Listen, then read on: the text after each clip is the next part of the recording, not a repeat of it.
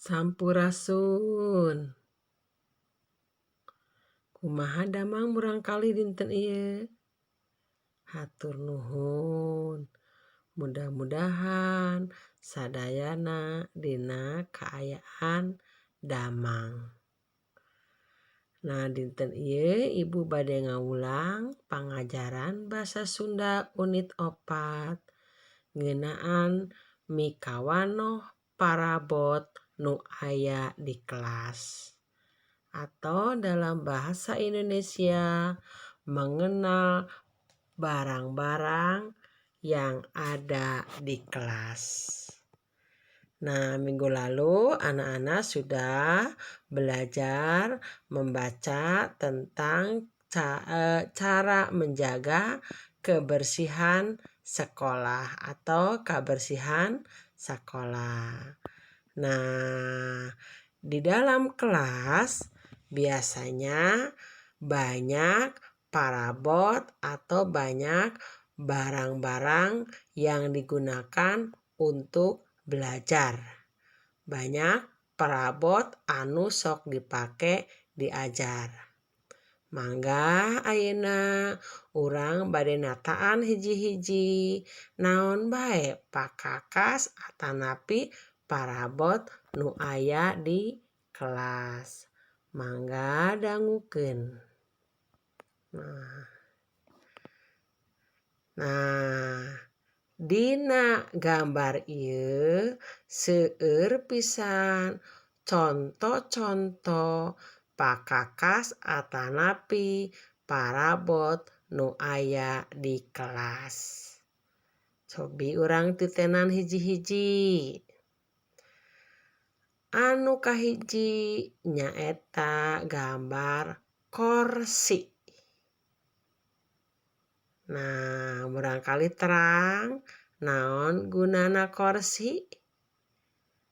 Korsi atanapi kursi dalam bahasa Indonesia itu gunanya untuk duduk pada saat kita belajar.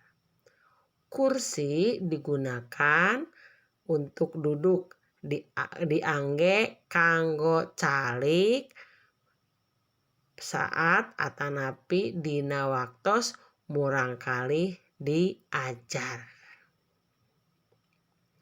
Biasana korsi pasanganna nyaeta sareng meja.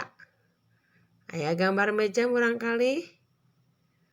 Nah, di kelas biasana aya meja anu sok dianggo ku murangkalih kanggo nulis pelajaran-pelajaran anu dipasihkeun ku ibu bapa guru. Nah, meja ieu aya nu didamelna tina kayu, aya besian. Tah, eta gunana meja nyaeta kanggo nyerat atanapi digunakan pada saat kita belajar, salah satunya untuk menulis atau untuk melakukan kegiatan-kegiatan pada saat kita belajar. Nah, ayeuna urang titenan gambar nu sanesna. Eta aya gambar lomari. Dalam bahasa Indonesia disebut lemari. Cobi kinten-kintena kanggo naon gunana lomari? Leres. Lomari biasana dipake kanggo nyimpen barang-barang anu diperlukeun di kelas. Bisa nyimpen buku, bisa oge nyimpen peralatan-peralatan sakola atanapi pakakas nu diangge di kelas. Aya lomari murangkalih di kelas murangkalih? Muhun. Tah, ayeuna urang titenan gambar anu sanesna. Nyaeta rak buku. Naon gunana rak buku? Nah, dina gambar oge rak ieu digunakeun kanggo nyimpen buku supados buku-buku tertata rapi, henteu berantakan. Jadi kelihatannya rapi di dalam kelas. Nah, biasanya anak-anak juga selain ada rak buku atau disebut juga loker.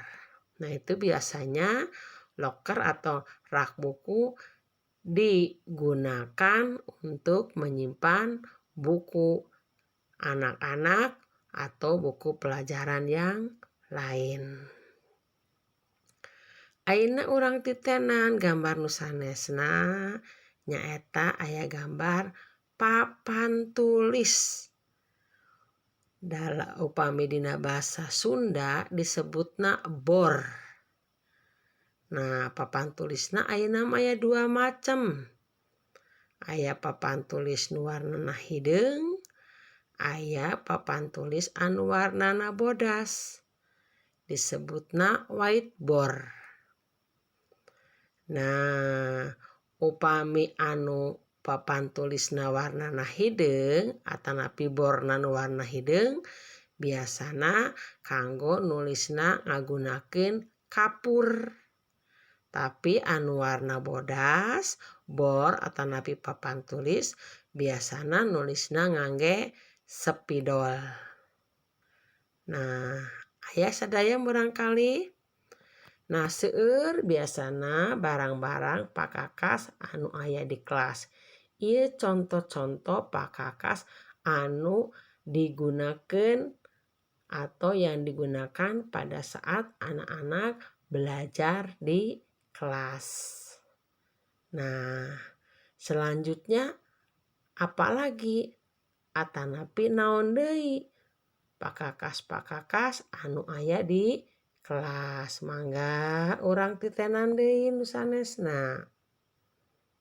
Nah, di dieu aya jangka, aya patlot, aya kapur, aya pamupus, aya jidar. Jidar dina bahasa Indonesia atau dalam bahasa Indonesia disebut penggaris. Mangga urang titenan hiji-hiji. Jangka. Jangka biasana digunakeun kanggo ngadamel garis anu lengkung. Bisa anu bentukna lingkaran atanapi anu lengkung.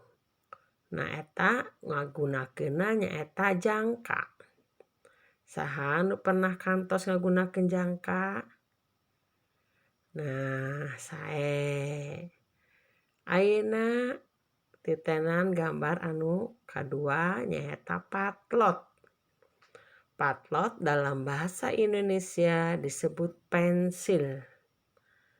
Patlot biasana digunakeun kanggo naon urang kali? Leres, kanggo nyerat atau digunakan untuk menulis. Tapi jangan digunakan untuk mencoret-coret meja ya. Patlot digunakan untuk menulis di atas buku atau di dalam kertas. Awas jangan dipakai untuk mencoret-coret meja atau tembok. Nah, salajengna urang titenan gambar anu sanesna nyaeta kapur. Cobi ari kapur digunakeun kanggo nyerat dina bor nu warna naon? Leres, kapur digunakeunna kanggo nulis di bor atanapi papan tulis anu warnana hideung. Sanes dina bor anu warnana bodas. Nah, kapur biasana ieu oge digunakeun kanggo nyerat di bor sanes dina buku. Kantos barangkali terang? Pasti nya.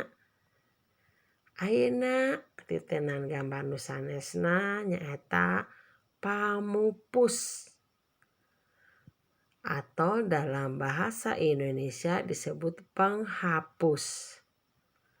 Apakah sama penghapus untuk menghapus tulisan yang di buku? Tidak. Pamupus anu dina gambar ieu gunana kanggo mupus tulisan anu aya dina bor atanapi anu aya di papan tulis. Kada hilap ulah digunakeun kanggo mupus tulisan nu aya dina buku.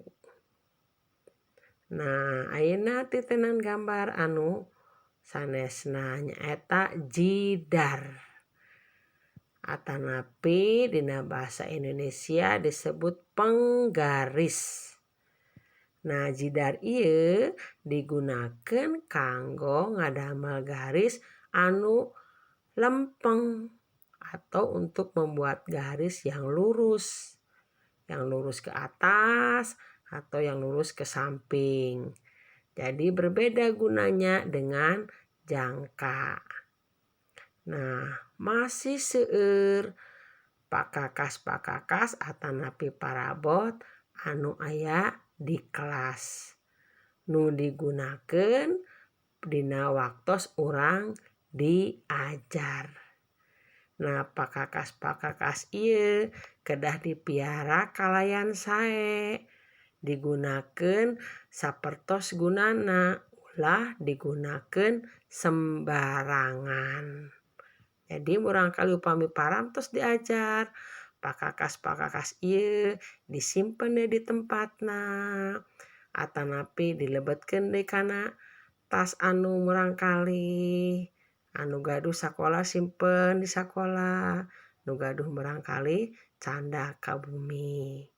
Tah, jadi gunana pakakas-pakakas ieu nyaeta digunakeun kanggo urang diajar. Sanes kanggo ngaganggu batur.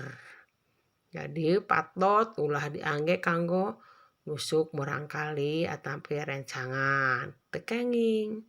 Jangka, kapur, teu kenging dilempar-lempar atanapi dialung-alungkeun supados tiasa digunakeun kalayan sae. Mudah-mudahan murangkali tiasa miara pakakas-pakakas ieu kalayan sae. Miara sareng ngagunakeunna kalayan sae. Hatur nuhun.